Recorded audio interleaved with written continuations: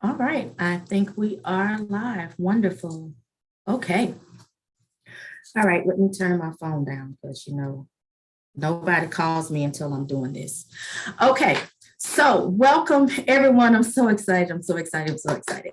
My name is Bernice Jenkins, and I am the Southern Region Director of Financial Literacy for the National Association of Black Accountants. I am streaming from the wonderful city of Birmingham, Alabama. And I'm so happy to have with me today Angel Stallings, and Nia Hill, authors of Graduate to Freedom. They both have graduated college in recent years and was able to hustle, and I mean hustle, to get it done debt free. And we'll get a chance to talk to them about their methods for getting out of college debt free. And they were so inspired that they decided to write a book about it. And man, do we need to hear about this. So I'm really excited, and we'll introduce them in a second. Next, we have Maquiba Massey. Maquiba will help me moderate today. Maquiba is the CEO of Financial Independent Questions LLC, which is what we call FIQ. She's created these financial flashcards for the sake of helping to aid in the conversation of financial education and financial literacy within underserved communities. So we're happy to have her join us for this session. And for those that are participating, I want to announce that we will be giving away two free books. I will have Angel and Nia to pick a number based on the number of participants that we have on our live stream. And then I'll go down the list and pick who won the book. I'll send you guys an email, and then we will have it shipped to you once I email you for your address. So without further ado, I'm so excited. I want to introduce you to the young ladies. So I'm going to start off with Angel. Why don't we start with you? Can you give us your background? What gave you the motivation to graduate debt free? How did you accomplish that? And then we'll go to Nia to give her introduction from that standpoint as well. Oh, and one last thing before Angel begins to speak. If you are on Zoom, check out the chat session or the Q&A box. Feel free, if you have any questions for Angel or Nia, feel free to do so. And if we have anyone that's online streaming from our YouTube channel, then feel free to put some comments there. I'll be monitoring that myself. And if there's any questions, we'll be sure to ask them for you there. So without further ado, let's get started.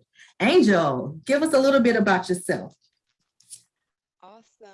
Well, hi, everybody. So glad to see you all hop on this call. You could really be anywhere else tonight, but you chose this. And so that already means you're on the right path to just financial freedom and financial literacy. So happy to see y'all.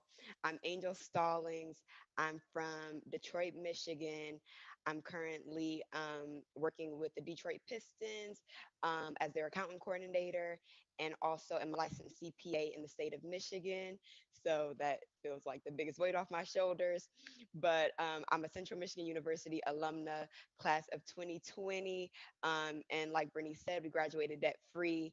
But my journey was definitely different in that I took out loans to start my journey my freshman year, and then by my junior year I had already paid them off. And so finishing up senior year, I turn up volume. Can you hear me? Is that better? Okay, perfect. Thank y'all. So yeah, by my junior year, I got this really wisdom to pay off my loans instead of waiting until after graduation to start paying on them. I know a lot of people think they have like the 6 month grace period, but depending on the loans that you take out, which we get into in the book, you do not all have that grace period. Some interest starts accumulating on certain loans immediately, and I had that type of loan. So had the wisdom to pay it off in advance after getting a lot of scholarships and working on campus as a peer advisor that helped to cover my room and board, and also came with a steady paycheck. And so that like working along with scholarships truly helped me to graduate debt free in my journey. And I'm also a first generation college student. And so my motivation was that I didn't want my norm, or I didn't want the norm to be debt. I know that's what a lot of people were telling me as I was preparing for college, which honestly was off putting to me. And so I'm like, if I go, like, I want mine's paid for. And although my journey didn't start off that way, it ended that way. And so I really had to keep that in mind of what I wanted when out of college wasn't debt, but it was a platform or a foundation to really propel me into that next phase of my life, which is what college did for me. So I'm going to hand it off to Nia. Thank you. Hi, everybody. My name is Nia Hill, and I am from the west side of Chicago, born and raised there. And I went to Howard University, where I graduated last year with a degree in accounting. And I recently graduated from Columbia, New York, with a degree in nonprofit management. And I also graduated from Howard, both Howard and Columbia, but from Howard with no debt. And I was able to do that via the traditional route, which we term it as. And that's basically just without taking out any loans. And so I went to, a pretty good school in Chicago, and it was normalized to go to college. Like everybody basically went to college afterwards. So that wasn't a question. But I didn't really start thinking about how to pay for college until my second semester of senior year. And that's low key a little bit too late because I mean, you got like 5 months before you graduate, and you low key commit to a college 4 months, like or around May. And so it was really kind of last minute for me to apply for scholarships. But the motivation to graduate debt free really came out of nowhere because I was thinking about it. I'm like, okay, my family doesn't have the money. My mom doesn't have the money. I don't want to take out debt. So the only option is scholarships. And so I started to put in the work, and I applied for scholarships from January of 2015 all the way through May 2020, which is when I graduated from Howard. And it required a lot of focus, a lot of determination. It's some tough skin as well, because you don't get every scholarship you apply for, but as long as you put in the work and remain faithful, you're able to. And so that's really my journey. I just applied for scholarships. Literally every scholarship I came across, I applied for them, and I was able to get them. And so that's my journey, and I'm looking forward to going into more detail throughout the night. So I find it very interesting. And what I think is fascinating is that both of you young ladies had I don't know if the right word is a thing against debt, where it's so normal in our society. And you just naturally expect that this is the way life works. And so I commend you for thinking outside the box.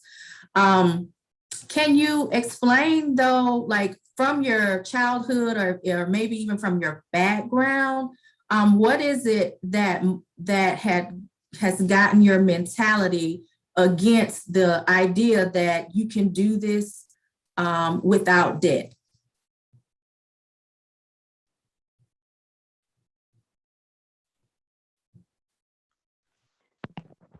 So my mentality for it, well, one, I came from a single parent household. And so my mom, strong, amazing, independent woman, she did what she had to do to, get things done. But sometimes that meant taking out a loan here and there. And so that was like the norm. But I didn't want that to be my norm growing up. Or I should say, when I was of age, an adult, to make these kind of decisions with my finances. And so I think that was maybe why I was so anti-debt. I just thought, man, the interest is ridiculous on these loans that people take out. It's not worth it to me. And so that was a part of it, along with just the statistics around student debt. I think it's like $1.4 trillion is the expectation for the next few years of student loan debt. And I think, wow, like I'm so grateful to not be a part of that number, but so many are, especially our Black and Brown students, which if the average is around like $37,000 for students to graduate with, you could add another 7,000 if you are a Black student. And so things like that are what really fueled me to say, you know what, that can't be me. I don't want to be a part of that statistic. And then when my journey shifted for the better, it was how can I make sure other students don't have to go through the same things as me. I like to say bypass, my mistakes and build on my successes. And so that is what inspired me, my journey of growing up seeing debt, my actual experience with it on my own, and then really wanting to make sure that others didn't have to go through the same thing. Yeah, I don't have much insight into like my mom's financial decisions or her financial situation when I was younger. But like Angel, I also grew up in a single parent household, raised by my mom, and also was a first generation college student. So I didn't get many lessons about student loan debt and the impact it can have on you. But personally, I was just like, I don't feel like paying anybody back after I graduate. And I was thinking about like how if I had to pay people back, we wrote about this in our book, how debt can really dictate your life, like your decisions. So like where you work, what kind of job you get, where you live. And so I didn't feel like dealing with any of that after I graduated. So I was like, let me try to do something about this now. And I low key forgot a piece of the story of how I graduated debt free. And so because I didn't feel like paying anybody back, I really wanted to go to Howard, but they gave me a really poor financial aid package. It was just like all loans. And so I asked them 3 times for more money, and they said no the first 2 times. But the third time, I told them about my life story, about, just my upbringing, what I went through, and they listened to it. And I ended up getting tuition and fees covered, but I still had more money to find and to, bring in so I can pay for room and board and meal plans and all of that.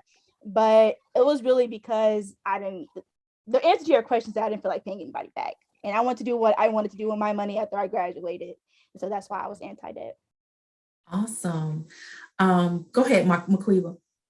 So Nia, I just want you to expand a little bit more because you went over very briefly a good nugget that I think everyone on this call tonight would love to hear. And so you mentioned you asked 3 times. The first 2 times they said, not now. And the second time they said, okay, now. And so when you asked the school, how did you ask and who exactly did you ask? Yes, I don't know why I always skip over this part when I tell my story, but so after I got my financial aid package, I talked to some people and they were like, yikes, that's not a good package. You should try to reach out, see what they can do. And so I called and emailed the financial aid office the first 2 times, just because I'm like, financial aid office. And they said there was nothing they could do or anything like that. And that I could, apply for scholarships. And I'm like, I'm doing that already, but I still need this financial aid package, to change. And so the first 2 times they said no. And so I'm thinking, okay, I got to ask somebody else. And I ended up asking the director of admissions because I had been in contact with her before and she responded to my emails in a timely manner. So I'm like, why not? And so I emailed her. Again, my life story, my family and I had actually gone through homelessness my senior year of high school. And that was getting, some attention. I was on the news station and some articles had been written up about it. And so I just sent her those links. I sent her my resume. I sent her a lot of stuff just because I'm like, I really need the money to go to Howard. And she was like, thank you for emailing me. I'll get back to you. And literally less than 24 hours later, I got an email saying I was awarded a grace grant, which covered my tuition and fees. And that would be covered all throughout my 4 years. And so, yeah, that's who I asked. That's when I asked, and that's how I asked. And, just from that, I learned that asking, it doesn't hurt to ask. The worst that will happen is that you'll be told no. And so, yeah, that's how that happened. Thank you for your vulnerability. That's awesome. I think both of you guys have a story of persistence, and I think that's a growing theme. And one of the things that would be in your book, would you mind explaining what else readers will find in your book as it relates to graduating debt free and the motivation to graduate debt free? Absolutely. So the book is full of just our firsthand knowledge. Like we are not outsiders looking in on this experience. Like we've lived it, we've gone through it, and these are like our tried and true tested systems and processes. And so You'll learn about resume writing, you'll learn about essay writing, you'll learn about interviewing. We touch on different jobs that are available on campus and off campus. We even include just motivational quotes in scriptures that will really give you or put you in the mindset to want to graduate debt free. Like developing your why. Why is that so important? And having that to keep you motivated on this journey, because it's highs and lows, like Nia touched on earlier. You don't get every scholarship you apply to. So it's important to have your why in mind as you're going through these application processes and interviews. Because in the end, we know, hey, we got enough yeses at least to graduate debt free, and that was all that mattered. So that's just a little bit, and of course, just our journey, even from high school, as we were thinking about which colleges to attend, to finally choosing our college. Of what did we base it off of? For me, CMU gave me the most money, and so I was like, let me go here and see if I can just make up the difference, and things like that. And so we really give the full perspective from high school student to college graduate of what we went through. But I'll pass it off to Nia for anything else. You pretty much covered it all. Letters of recommendation, essay writing, how to find scholarships. We also include information on bank accounts. Like we recommended that, students have a separate bank account for their scholarship money, because it'll be so tempting to use it, especially those large scholarships. So what kind of bank accounts they can choose from. And just to head back on what Angel was talking about, like our first chapter is actually about having the right mindset to when it comes to applying for scholarships, because again, you need tough skin. You're not the only person that needs scholarship money for college, so the competition is going to be through the roof. But as we said, if you just keep in mind, if you just basically proclaim it now that you're going to win those scholarship money, then eventually you'll be a scholarship winner. And so yeah, that was pretty much it. I think what makes our book so unique is that, again, it's firsthand experience. And so we're not just making up these stories. We're not making up these tips. Like, this is what we learned throughout our journey of applying for scholarships and graduating debt free. And so it's a loaded book. It includes a lot. Yeah.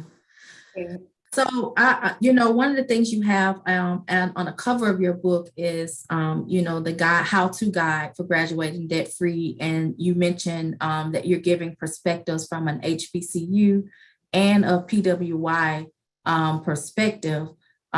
Is there anything in the book as it relates to those different types of institutions, or were you mentioning it so that that people know that it's a holistic type of experience? Just wanted to touch on that. So one of the main reasons a lot of students don't choose HBCUs is because there's truth to it, but basically the financial aid packages are usually not that good. And again, there's truth to it, just because HBCUs don't have as much money as PWIs for other reasons. And so I wanted to make sure that the world knew that it's possible to graduate from an HBCU without having 100% of your costs met through like an institutional scholarship. And so that's one reason we wanted to include it, just because there is that truth that HBCUs don't award as much money as PWIs. But again, there's a way to graduate debt free, even if you're not awarded a scholarship from the school. And we did want to provide, that holistic experience for those who may attend any college. And it's not just for those who go to a four-year university, but also those who may be at a community college, because once you transfer, if you have that desire, you still need that money for those 2 years. So that's my answer to the question. Yeah. So I just want to, oh, sorry about that. I just wanted to add on to that.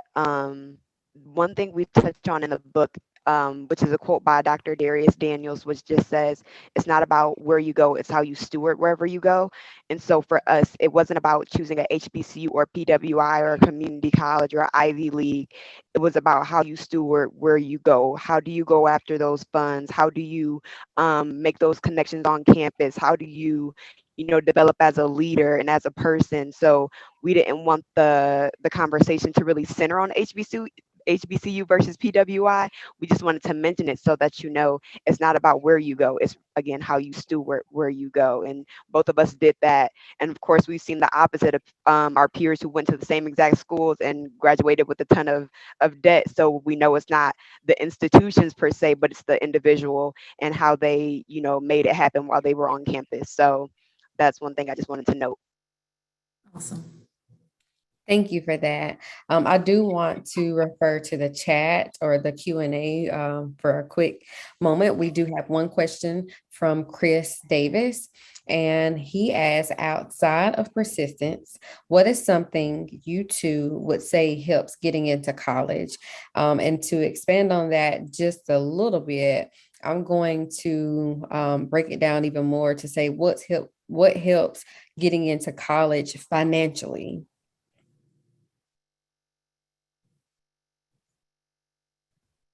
So I would say one thing that helps is focus. I think for me, what's helped me, win scholarship money and being able to graduate debt free and even getting into college was remaining future focused. Like I said before, I was thinking about, I don't want to have to pay anybody back after I graduate. And I wasn't even in college yet. And so I think, especially when you go to college, there'll be many opportunities to be distracted, in a good way and in a bad way, from being involved in extracurriculars to partying. There'll be a lot of opportunities for you to get distracted from the goal of graduating debt free.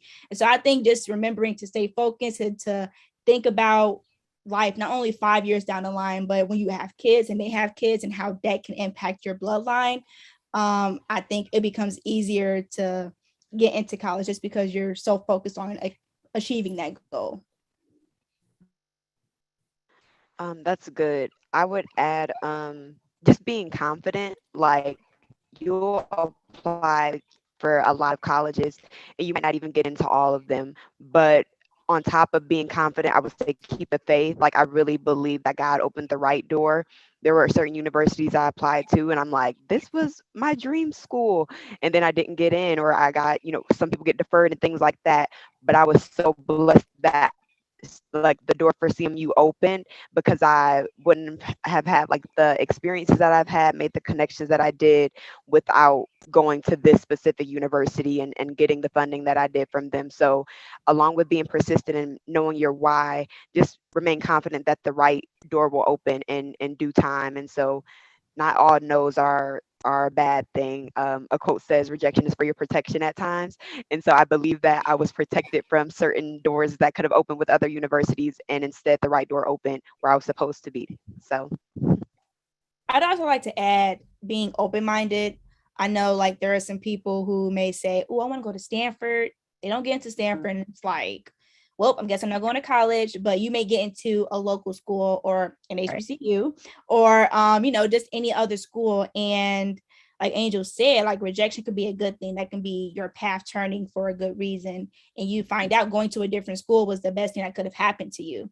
And so I say, just keep an open mind, keep your options open, and remember that it matters where you go to school, but at the end of the day, what's for you is for you. And as long as you keep an open mind and as long as you keep an open mind, you never know what kind of opportunities can come your way. Right. Yep. Absolutely. It's all about keeping an open mind. yes, Go ahead, because Angel. can I just say, because so I graduated from high school as a valedictorian, and when I told people the school I was going to, a lot of them were like, really? Like, they were thinking the Stanfords, the Harvards, the whatever, and that wasn't even on my radar. I'm like, I don't want to go to that school. Like, I knew when I stepped foot on the campus that I did that was where I was supposed to be. And I think you can't be persuaded by outside opinions. You literally have to know what's best for you. And for me, CMU or, Central Michigan University was where I was supposed to be. And it showed like the results and the favor, the connections that were being made just solidified, okay, this is where I was supposed to be, like nowhere else. So don't let people, look down on your decision of any college you go to as well, whether that be HBCU, PWI, or local. Somebody at my door. Sorry, y'all. I think that's an excellent point. I do think that sometimes we get caught in a stereotype of a school's reputation, But what you don't know is what that, how the school will work for you personally based on your needs, and if you will get your needs met based on, how the schools address that. So I think that's an excellent point too. Okay, I think we have another question here in the chat. Where did you go to find scholarships once you got on campus?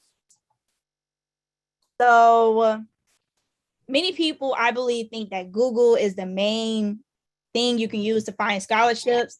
And, when I got to college, I found out that that was false. Google is a great tool. It really is a great tool. But outside of Google, for instance, we were both in the School of Business and we both went to our accounting departments, and they hooked us up with some great scholarships. Like we both won a $10,000 scholarship just from being connected to the accounting department. And so your major department at school, there are also organizations that you may be a part of. So NABA, we were both accounting majors, so we were connected to NABA. I'm forgetting all the names of these organizations. I've been out of school for a minute, but basically your major may have an organization for professionals and for students. And you may be able to list some, but those kind of organizations, your friends and your family, I would have, random people on my social media platforms send me scholarships that I may be able to apply to. And there are also opportunities through different extracurricular activities, so not just through your major organizations per se, like NABA, but there are other clubs on campus you may be able to be involved in. And so those are just a few. Angel, if you want to add some more. Yeah, so to touch on like the other organizations you could be looking into, like let's say you were an engineering major, NSBE, which is National Society of Black Engineers, or even if you're Latinx, so there's Alpha, which is Latino Professionals of America, things like that. Like just knowing that there are other organizations out there, and if you identify as such, then you better go for it and be that student member. Pay that little, student fee because it's worth it, not just for scholarships, conferences, and the connections you make at those conferences and things like that. But touching on even the $10,000 scholarship that Nia mentioned, we both won through that scholarship. For me, I didn't apply for it. It was through a connection. And so we talk about your network, and the saying of it's not about who, what you know, or it's who you know, things like that. And for me, I didn't know I knew these kind of people that could bless me with a $10,000 scholarship, but it just so happened that, my name came up in the room, and a professor said, hey, like, this professor is looking for you, just stop by his office. And so I stopped by the office, and he's like, are you okay if I, submit your name for this scholarship? Didn't even have to do anything. Like, they already had my resume on file. And so through that, I was thinking it might be like a few hundred, maybe 1,000. But when they blessed me with that, I was just like, oh my goodness. And it was basically the amount that I had for student loans. So it was just like, you know what? This came at the right time. I was able to finish paying off, school expenses for that current year, and then reach back and make sure that my loans got taken care of through working and things like that as well. So network for sure.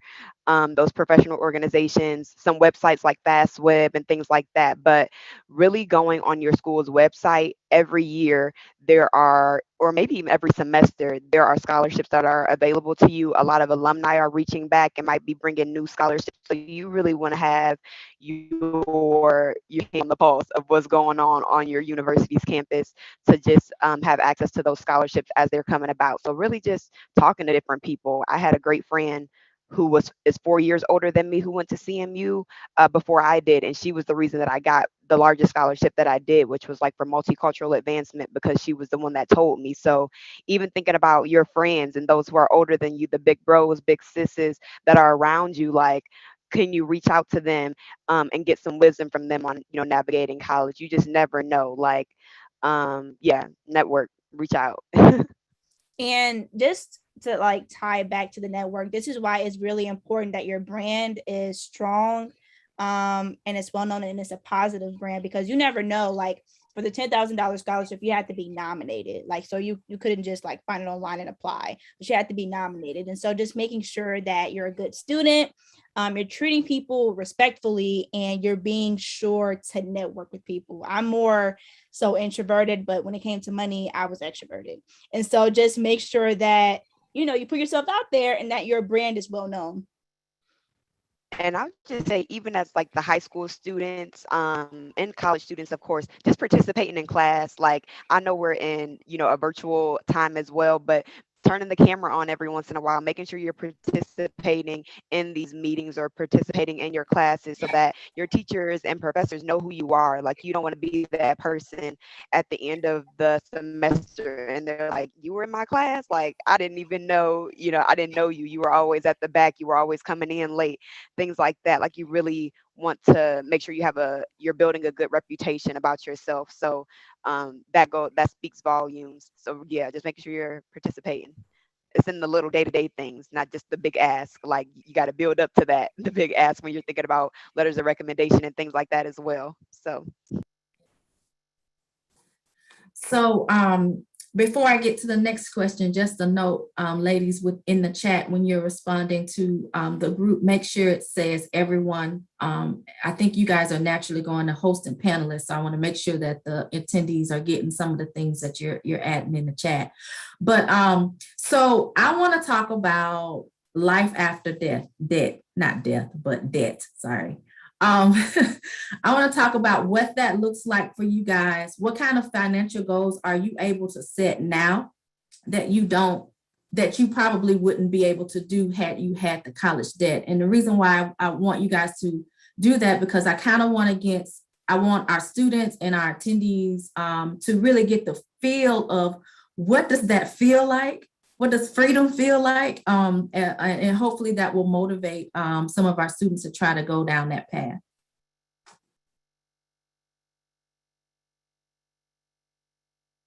well, I guess I can take it first.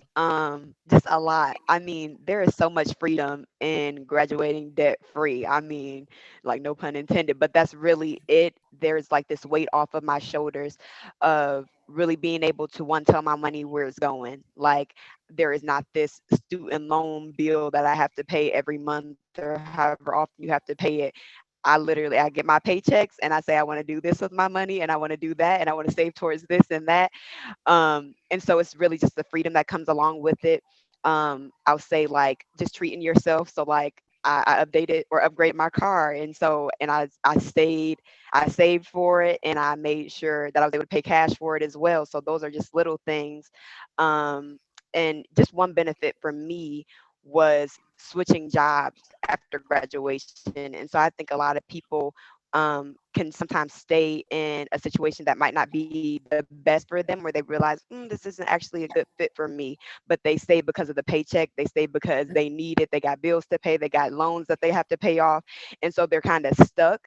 But I never felt stuck.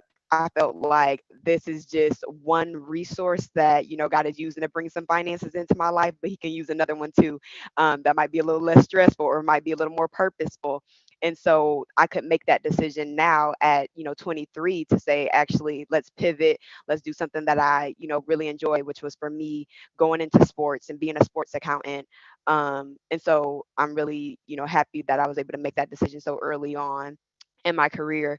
And then lastly, I would just say, being able to, like, have fun with your money, like, go on those trips, go on those vacations, like, debt free fun. Like, you don't have a burden over your head of, am I really supposed to be spending this money? Things like that.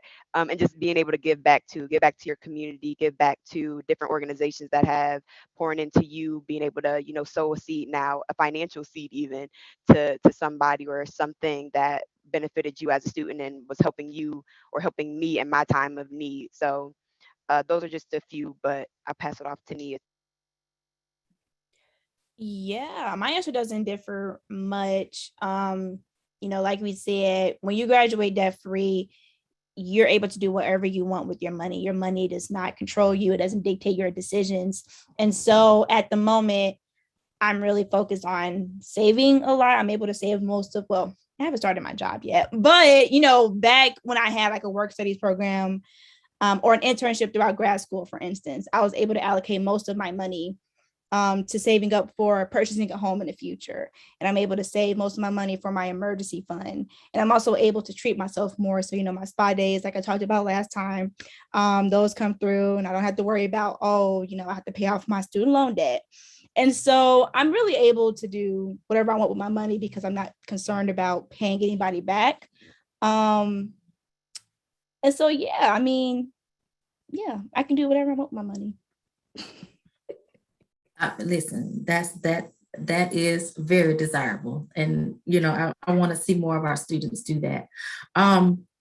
So what kind of advice would you give our students? And can we silo that? So for people that are, for students that are in high school versus maybe you're in your first 2 years of college versus those that are in their latter years of, junior and senior years of college.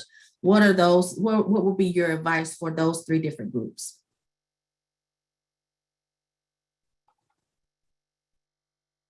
Could I ask for clarity on like advice for graduating debt free at each of those Yes, stages? Or yes, okay, I'm okay. sorry, for if they're wanting to graduate debt free and they're in those different categories, what would be some of the things you would advise them to do? And even if you're, if they're junior or senior year, they may not be in the position where they can graduate debt free, but there's still some tips to kind of help them get out of debt as quickly as possible. So I'm I'll sorry. touch on. I'm ahead. sorry. What were the three groups again? So maybe our students that are in high school versus students that are in the first 2 years of college versus those that may be in the last 2 years.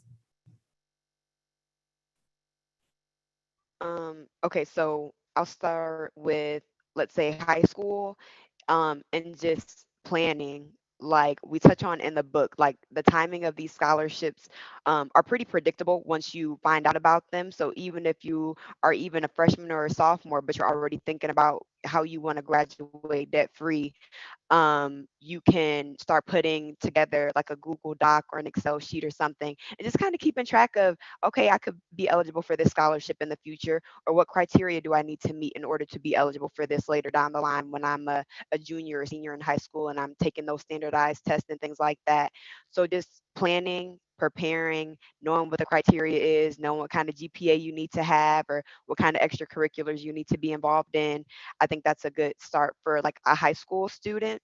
Let's say the first two years of college. Yeah, the first 2 years. Just start building those connections. Like as a freshman, there are so many people that are willing to pour into you. Just try to start building those connections and making sure you're reaching out and getting involved in those orgs that are around campus or talking to those professors and being attentive in class, going to office hours and things like that. And then the last group of just the junior senior, so finishing up college, that was me. And I would just say like it's never too late, so like don't lose hope even if you're on that last leg of college and you're like, I thought I was graduating debt free, but the student loan says otherwise. Like don't give up. Like that's a temptation to just say, okay, like it's too late, I'll just deal with this after graduating. Like no, as long as you are still a student, you better take advantage of all the scholarships that are still available to you. Take advantage of your network and really make sure that you are budgeting and really keeping track of how much you owe, because I didn't even know how much I owed. I thought, okay, I took out this amount as a freshman and I took out, a few thousand more as a sophomore. So this is how much I owe. And then I looked in the portal and realized that interest had been accumulating. And I was like, oh, it's a little bit more than I thought. So just really keeping track of your finances, actually knowing how much you owe will do wonders, because I think a lot of people, even adults, don't know, their debt. Like what do you owe? How much income do you have? And how can I allocate that to pay off X, Y, and Z, or save for, this dream of mine or this goal of mine. So really developing a budget at that stage as a junior or senior in college, because that's going to serve you well post grad, like post college and things like that. Yes, all of that was really good. And so I want to emphasize again, in high school, it's never too early to start preparing to graduate for freedom. And so, freshman year, start looking up scholarships, whether it's for high school freshmen, high school sophomores, all the way up to college seniors. Just start looking up scholarships because you never know what you can find. I'm sure there are actually scholarships out there for high school freshmen. And so just starting early, as early as possible. And then also, if you have any idea of what college you may want to go to, look into the criteria for full ride scholarships for those colleges, because I know at Howard there were full ride scholarships, but I was off by a couple of points with my SAT score, for instance. And so if you can prepare in advance for those kind of scholarships, then you'll be set. So just start preparing early by researching scholarships and also becoming organized. So what Angel said for the first 2 years of college was really good. I'd also like to add being a good student. And so, freshman year, it does set the pace for your GPA throughout college, but it's still never too late to get good grades because scholarship committees like to see improvement. But I would say if you could try to start off with a solid GPA your freshman year, that would be amazing, because I'm not saying that having a high GPA helped me win scholarships. I'm not saying like that's the only thing that matters, but I feel like it was really helpful. Having a 3.9 throughout my 4 years at Howard, it just really helped with my scholarships. It helped me stand out. It did not hurt. Okay. They like to see their scholars have good GPAs, it looks good. And so just try to be a good student from freshman year through senior year and try to keep that GPA up. And I will say for the last 2 years, don't lose hope, because I was still applying for scholarships. Okay. Like by the time I was graduating and walking across the stage, I was still winning scholarships. And so there were scholarships out there for juniors and seniors. So continue to do your research. And for those who may have debt, I would say maybe create a plan to pay off that debt for when you graduate. And that could be like creating a schedule or, saving up money. But I would say start thinking about, how will you pay off that debt, because you want to pay it off as soon as possible. And so I would say for the last 2 years, just continue to do your research and also just create a plan for paying off that debt. And can I just add, sorry, on the senior year scholarships, because specifically for accounting majors, if anybody's thinking about that, you might know that there's 150 credit hours required, which normally requires a little more schooling. And so I know, at least for the state of Michigan, our Michigan Certified Public Accountants Association had a 5th-year scholarship that was about $5,000. So like, if you had given up and thought, oh my goodness, like all hope is lost, I wouldn't have been actively seeking those scholarships to continue to get funding even after that 4th year, which was required for my major. And then, like Nia said, as a high schooler, I was 1 point away from being eligible for the full ride at CMU, and I had no clue because I didn't know what the criteria was. So just kind of planning for those kind of things, and we touch on it in the book as well. But just knowing it's like the little things. Of course, God came through and still graduated debt free, but it might have been a little easier had I known and planned for that as a high schooler. So there is a question in the chat, and so I'm gonna ask that, or ask you two, Nia and Angel, to answer that first, and then I have a couple of questions for you all to kind of keep the conversation going. But first, again, Chris Davis has asked, can I still get into a university with a bad or okay SAT or ACT score, but with a good GPA? And I just want to say that both Nia and Angel are not admission counselors. And so they may not have all the answers to actually answer your questions specifically about getting into school, but maybe around the finances. And so you'll see that I'm asking more financial questions to add on to your question, Chris, and anybody else for that matter. And so Nia and Angel, can you get into a university with a bad ACT or SAT score and with a good GPA? And then can you also still receive scholarships? So, back in the day when I was applying for college, I feel like they would really consider standardized test scores in the application. They would look at that, GPA, involvement. And so I forgot the name, it's been a minute, but there are different levels to like which schools you should be applying to. You have like match schools, you have target schools, and the one like that's all the way at the top where it's like your scores, your GPA, they may not be near the average score and GPA for those schools, but you should still apply. And so clearly, if you have like a bad SAT score and a good GPA, getting into Harvard, for instance, may be a little harder. But getting into a local school may be easier. And so it depends on which school you apply for. But I would just recommend that you be a little realistic with the schools that you're applying to, because there are minimums and averages for a reason. It never hurts to apply. You never know what could happen. I've heard of many stories of people getting in with a high GPA and then like the subpar standardized test score.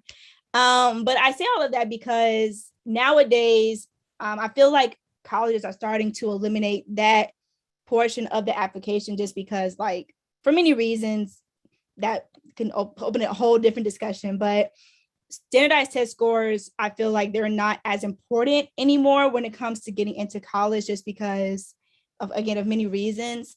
And it's also been a minute since I've applied for a college, so I really couldn't like speak to that specifically. But I would say always try to get a high test score.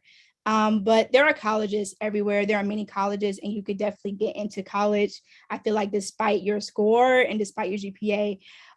Because there are many colleges that feel like, they want to give a chance to different people. And I know I've heard stories of, some of my friends who may have had a low GPA and a low test score, but they were still accepted into a school because of X, Y, and Z. And so there are schools out there for everybody, despite your score and despite your GPA. And also just remember that a lot of schools are starting to eliminate the standardized test portion, just simply because of like how you need a tutor to get a high score, for instance, or you may need a number of resources to get a high score. Not everyone has access to those different resources. And so a lot of schools are starting to think about standardized test scores. And so I don't think you should give up on college because of a certain score or a certain GPA, because I think there's a school out there for you. I agree. I do think colleges are doing away with the standardized test scores. I've worked with CMU's admissions office a bit, and I remember one of the conversations we were having even before the year of 2020, that it was becoming less of a criteria even to get merit-based scholarships, which I thought was great, because for me applying for scholarships, I had like over a 4.0 GPA in high school, and yet my ACT score was, I guess, maybe average. I don't know, it's all relative, but it was a 25, and then I retook it and got a 26. So I'm not really sure where that falls on the scale, but I guess it still wasn't like the highest, so it wasn't eligible for like a full ride. And even for merit scholarships, I could have gotten more if I had just a few points more. So my GPA didn't give it as much weight, but it did help. And so luckily, I do think we're shifting away from the standardized test scores. But in the meantime, since it is still criteria for some universities, still give it some effort. Don't go in half sleep the day of and things like that. But yeah, I think it can't. I think just go for it. Like we talked about, the right doors will open. Um, so just go for it, and you'll be where you're supposed to be at the university. And just know it's different routes. So community college is a thing, and I do not like. I don't think it gets enough credit. Like, you can go to community college, a lot of people, debt free, getting those local scholarships and things like that. And if you have a lower, let's say, standardized test score, by the time you go through community college, you have now your college GPA that will be given more weight than anything that you did in high school. So just think about different routes that you can take to get to that 4-year university, if that's what you want to do. And you just feel like, well, as a high school student, I'm not there yet. It's okay. Like, you can take a different route and still get the same end result. So just to put that out there. This is good. That's really good. I love the community college route, because most community colleges are now being, you all have access to it for free. So that's also a good nugget there. But I'm going to digress just a little bit, because you all say graduate to freedom, debt free. And so I would like to know your specifics on, when you say freedom and debt free, what exactly do you mean? We've talked about student loans, but did you all maybe borrow money from family and friends? And do you count that as debt? Did you all take out personal loans? Did you all have credit card debt? What do you mean by freedom and no debt? Can you expand on that?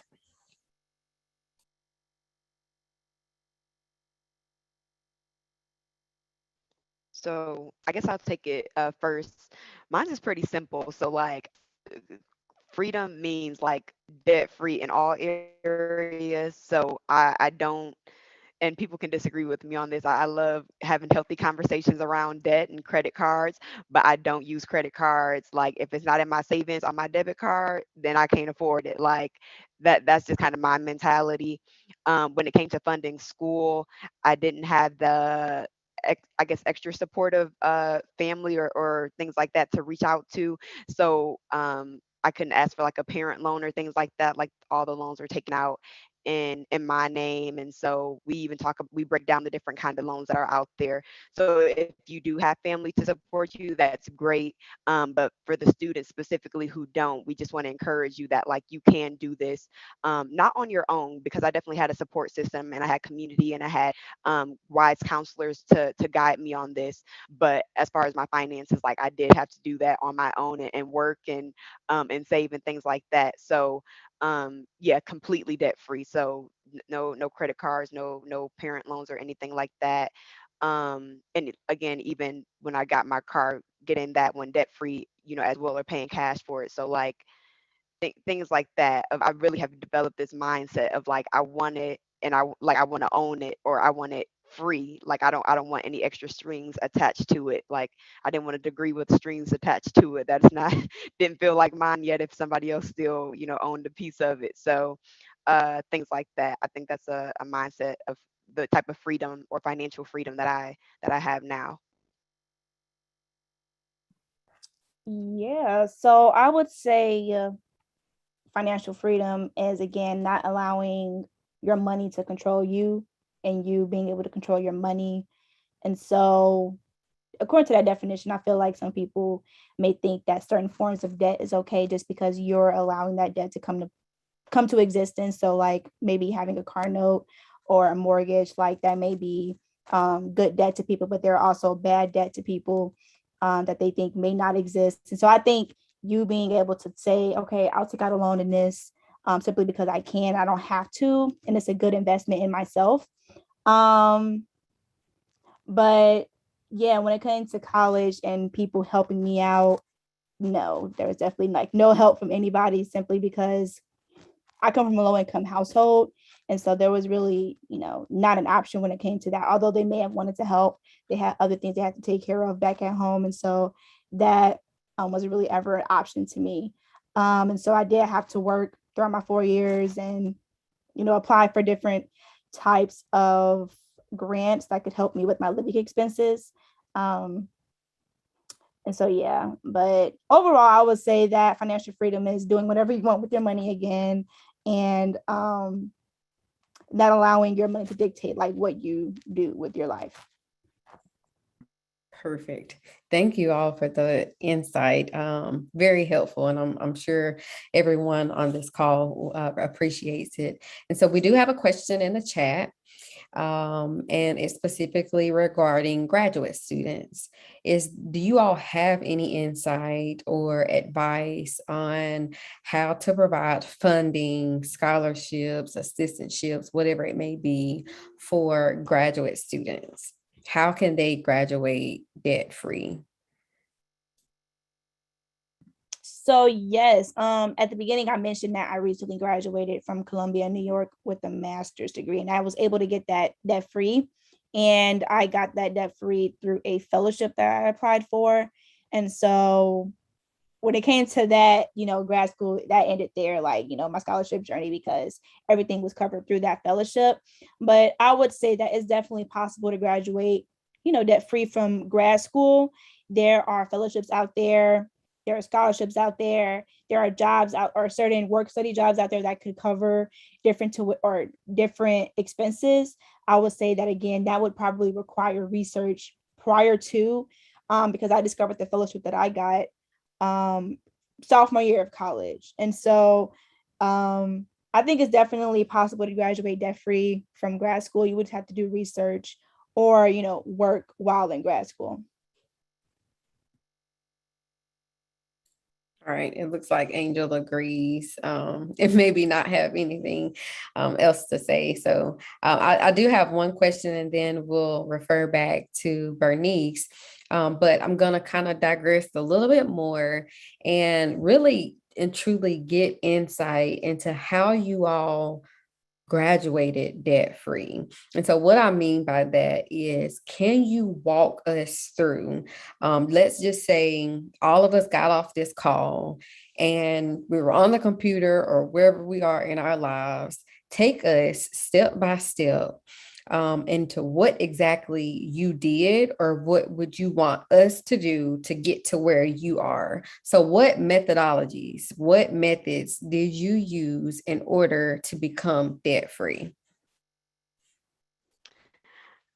So I'll say one, there is not enough time on this call to get into all of the step by step. So I will direct people to get the book where we really break it down for you. Of after leaving this call, you can say day one, like I can do X, Y, Z. Because as we touched on earlier, the mindset that you need for freedom, how to write those resumes, how to write those essays, how to build relationships with your professors, so that when an application requires you to have a letter of recommendation or even two or three, you already know who you can call on to attest to your character and things like that. Like those are the steps you have to take, but it's not just an overnight thing. As far as those relationships, you got to start building those now in the classroom, in the extracurriculars that you have, and things like that. So it's hard to say step by step on this call because we really dive into it in the book. And I have to say it's such an easy read. Like it's not a long, huge, thick textbook. It is literally so thin but packed full of knowledge, and it's easy to, just comprehend and easy to just go through on your own. So I can't give away too much. Like you got to get it in that book. I promise it'll be worth it. Um, so that's where I gotta leave it, girl. That's where I gotta leave it. Understandable. Nia, nothing to add to that or? Uh, I just posted the link to the book in the chat. So Okay. if you want to know like step by step what we did, just purchase the book. But I would say the most important thing, we've said this so many times, but it's just really important to have a positive mindset when it comes to applying for scholarships, because I mean, you got to put in that work and stay focused and be full of faith that you'll be able to graduate debt free. And I will also, give a hint. Another thing we mentioned was staying organized throughout the entire process, because you may become overwhelmed with how many scholarships that are out there that you can apply to. And so just keeping track of that, the scholarships in an Excel sheet, when they're due, the link to the scholarship and things of that nature. And so I'll just give those two hints: having a good mindset and staying organized were part of our steps to applying or to graduating debt free. Well, purchase the book, y'all. Thank And you. for those who, sorry, for those who are going to catch the replay, won't see the chat. Like the website is graduatetofreedom.com. So super easy. Graduatetofreedom.com. Check it out. And Okay, graduate to freedom.com. And if you want to, I think this is a great segue. If you want to purchase the book, you can actually find it on Amazon as well as graduate to freedom.com. It's $16, well worth the investment. So we're going to wrap our session up. We're right at the hour mark. So I do want to thank these wonderful young ladies for sharing their expertise and their journeys with us. I also want to thank Maquiba for joining and helping with the Q&A in the chat and helping to moderate the session. She is always a peach when I ask her to join in and help. And so I appreciate that. Some of the general things that we're hearing here that I hope that you guys will take away is mindset. Where the mind goes, your actions will follow. It is the most important thing that you can do. And secondly, is being future focused. I think the difference in the mindset for people that are really struggling under the weight of debt and folks who have gotten a chance to experience the freedom of not having it is being able to think about the future and make decisions now for the future versus putting your head in the sand and thinking that you'll get to it later. So before you guys take off, I have 14 attendees here, and we're going to give away two free books. And so I'm going to have Angel and Nia to give me a number between 1 to 14. And then I will announce who won that book, and I will send an email to you guys for you to send me your address, and we'll get that over to you. So Angel, a number 1 through 14. 7. 7, okay. Nia? I'll do 14. 14. Okay, so let me go. 1, 2, 3, 4, 5, 6. And who is number 7? Number 7 is Karen Fraction. So, and I hope I didn't mispronounce your last name, but congratulations, Karen. I will send you an email with your, to get your address, and we'll get that over to you. Number 14 is Yolanda Hemphill. So congratulations, Yolanda. We will, I'll send you an email to get that book over to you. And thank you guys for joining. Last thing I also want to mention is our YouTube channel, where we stream a number of these sessions. In the last spring, we actually had Angel, Nia, and Maquiba to do 2 financial literacy sessions with us, where we talked about a variety of topics. Feel free to go back to that YouTube channel to get that. It's NABA SR Financial Education. This session is actually streaming live and will be saved on YouTube. So if there's someone else that you think will greatly benefit from what you're hearing here, feel free to share that as well. And with that, good night, everyone, and thank you for attending.